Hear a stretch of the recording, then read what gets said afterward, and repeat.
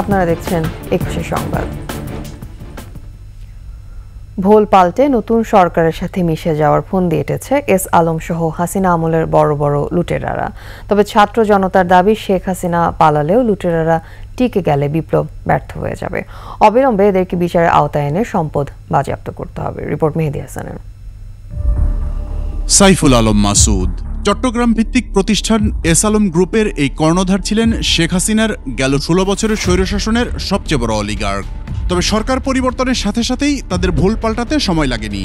Doctor ইউনূসের নেতৃত্বাধীন অন্তর্বর্তী সরকারকে স্বাগত জানিয়ে বিভিন্ন পত্রিকায় বিজ্ঞাপন দিয়েছে তারা। যদিও সরকার এরই মধ্যে এ ধরনের বিজ্ঞাপন প্রচার না করার ব্যাপারে নির্দেশনা জারি করেছে। এর আগে শেখ হাসিনা জামানার ১৬ বছরে তার আশীর্বাদ দিয়ে ব্যাংক, বিমা ও আর্থিক খাতে লুটপাটের অন্যতম হোতা ছিল এই এস আলম গ্রুপ। তাদের প্রত্যক্ষ ও পরোক্ষ মালিকানা আছে ইসলামী ব্যাংক সহ ৮টি ব্যাংক, কয়েকটি বিমা কোম্পানি ও ব্যাংক বহির্ভূত আর্থিক প্রতিষ্ঠান। এসব প্রতিষ্ঠানের পাশাপাশি বিভিন্ন ব্যাংক, বিমা, আর্থিক প্রতিষ্ঠান থেকে নামে বেনামে ঋণের নামে টাকা লুটপাট করেছে এ প্রতিষ্ঠান। কেন্দ্রীয় ব্যাংক সূত্রে জানা গেছে তাদের মোট ঋণ ১.৫ লাখ কোটি টাকারও বেশি। পট পরিবর্তনের পর এরই মধ্যে প্রতিষ্ঠানটির ৮৪৮ কোটি টাকা বেনামি ঋণ আটকে দিয়েছে ইসলামী ব্যাংক। ২০১৭ সালে এস আলম ব্যাংকটি দখল করার পর অন্যায়ভাবে চাকরিচ্যুতদের ফিরিয়ে আনা হয়েছে। পাশাপাশি তাদের নিয়োগকৃত কর্মকর্তা কর্মচারীদেরও এখন আর ঢুকতে দেওয়া হচ্ছে না বেসরকারি খাতের শীর্ষ এই ব্যাংকটিতে।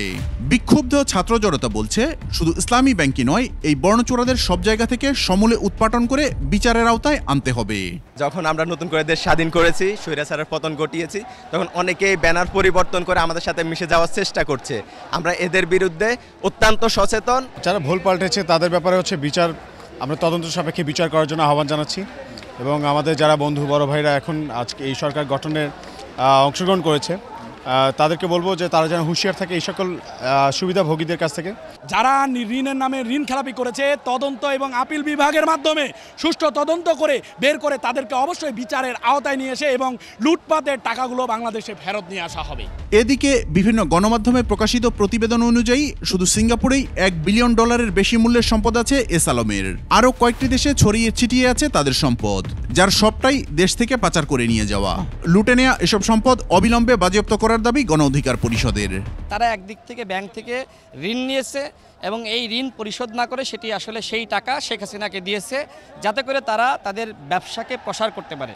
সুতরাং এস আলম বলেন, সামিট গ্রুপ বলেন, এই প্রতিষ্ঠানগুলোকে সরকারিভাবে নিয়ন্ত্রণ করতে হবে। নতুন যে সরকার বাজেয়াপ্ত করে এটিকে আপনার সরকারিভাবে নিয়ন্ত্রণ করতে হবে এবং সরকারের সম্পদ হিসেবেই ঘোষণা করতে হবে। কারণ তারা এই যে সম্পদের যে অঢেল যে সম্পদ তারা গড়ে তুলেছে, এটি কিন্তু তাদের টাকায় না, এটি জনগণের টাকায়। ২১শে টেলিভিশন সহ বেশ কয়েকটি গণমাধ্যমও অবৈধভাবে দখল করে নিয়েছিল এস আলম গ্রুপ। মেহেদী হাসান, ২১শে টেলিভিশন, ঢাকা। ইসলামী ব্যাংকের প্রধান কার্যালয়ে সন্ত্রাসী হামলা হয়েছে। রোববার সকালে এস আলমপন্থীরা ব্যাংকটির দিলকুশা কার্যালয় দখলের চেষ্টা চালায়। এ সময় সন্ত্রাসীদের গুলিতে ৬ জন আহত হয়। মেহেদী হাসানের আরেকটি রিপোর্ট। ২০১৭ সালের ৫ জানুয়ারি ইসলামী ব্যাংক দখলে নেয় চট্টগ্রাম ভিত্তিক প্রতিষ্ঠান এস আলম গ্রুপ। এরপর অপকৌশলে দেশি বিদেশি বিনিয়োগকারীদের শেয়ারও হস্তগত করে প্রতিষ্ঠানটি।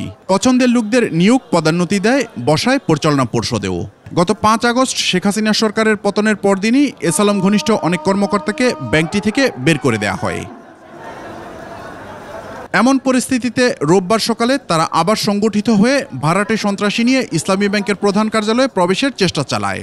এ সময় ব্যাংকটির কর্মকর্তা কর্মচারীরা নেমে এসে বাধা দিলে শুরু হয় সংঘর্ষ। সন্ত্রাসীরা এ সময় গুলি ছুড়লে আহত হন ৬ জন। তবে তীব্র প্রতিরোধের মুখে টিকতে না পেরে এলাকা ছেড়ে পালায় এস আলমপন্থীরা। এস আলম গ্রুপের কিছু লোক পটিয়ার, তারা তাদের নিজস্ব লোক যেমন মেফতা, সাব্বির, তারপরে আকিজউদ্দিন, তাদের ব্যানার নিয়ে এখানে তারা ঢুকতে চাইছিল। এরপরে আমাদের লোকজন ছিল, তারা বাধা দিছে, এই নিয়েই সংঘর্ষ মূলত শুরু হয়।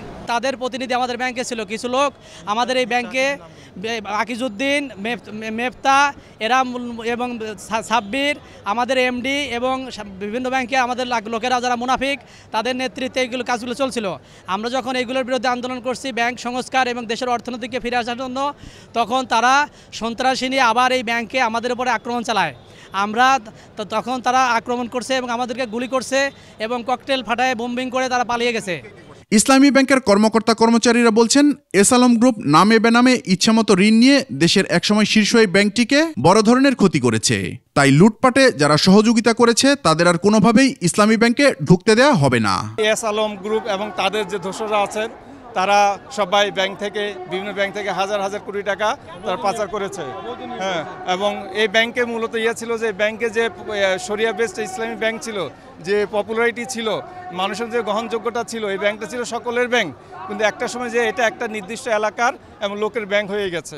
এই কোনো কিছু নিয়ম নীতি তোয়াক্কা না করে তারা গ্রাহকদের আমানতের খেয়ানত করছে এবং তারা প্রমোশন নিয়ে নিছে এবং তাদের যে নিয়োগ প্রক্রিয়া একটা অস্বচ্ছ একটা নিয়োগের মাধ্যমে তাদের যখন যারা মনে চায় তাদের কোনো কোয়ালিটি নেই, কিন্তু তাদেরকে নিয়োগ দেওয়া হয়েছে, তাদেরকে বিভিন্ন পোস্টে নিয়োগ দেওয়া হয়েছে এবং তাদের এই কোয়ালিটিলেস লোকজন দিয়ে আজকের ব্যাংকের এই যে আর্থিক ক্ষতি আমাদের সম্মুখীন হয়েছে, গ্রাহকদের যে একটা অনাস্থা তৈরি হয়েছে আমাদের ব্যাংকের প্রতি, এত বড় একটা আর্থিক প্রতিষ্ঠান বাংলাদেশের, এইটা আমরা যেন উদ্ধার করতে পারি। এস আলম গ্রুপের অপতৎপরতা ঠেকাতে সতর্ক রয়েছে ইসলামী ব্যাংকের কর্মকর্তা কর্মচারীরা। মেহেদি হাসান, একুশে টেলিভিশন, ঢাকা। এদিকে ইসলামী ব্যাংকে অস্থিরতা সৃষ্টির জন্য যারা দায়ী তাদের বিরুদ্ধে আইনগত ব্যবস্থা নেওয়া হবে বলে জানিয়েছেন অর্থ ও পরিকল্পনা উপদেষ্টা ডক্টর সালেউদ্দিন আহমেদ। আইনের বাইরে থাকবে না, যে কেউ যদি করে থাকে ইমিডিয়েটলি তাদের আইনত অ্যাকশন নিতে হবে, যেই হোক, সোজাসুজি।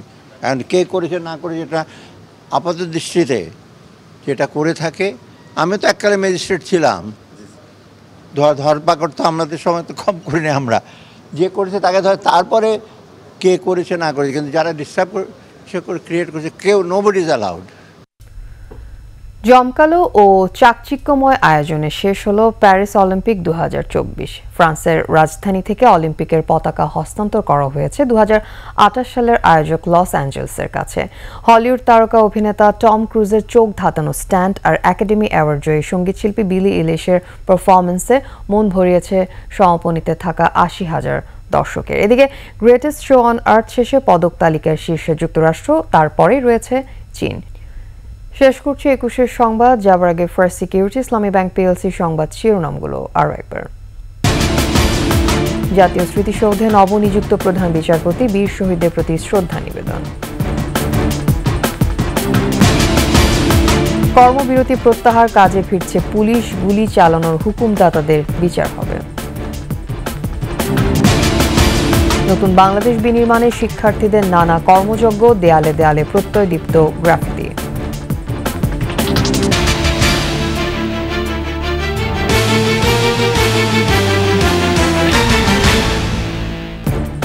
সর্বশেষ খবর জানতে ডায়াল করুন 2021 নম্বরে, ভিজিট করুন 21-tv.com এর ওয়েবসাইটে। এছাড়া ফেসবুকে লগ ইন করতে পারেন facebook.com/2124online। এতক্ষণ সাথে থাকার জন্য ধন্যবাদ। পরবর্তী সংবাদ সকাল 10টা 55 মিনিটে দেখার আমন্ত্রণ রইল। 21-এর সাথে।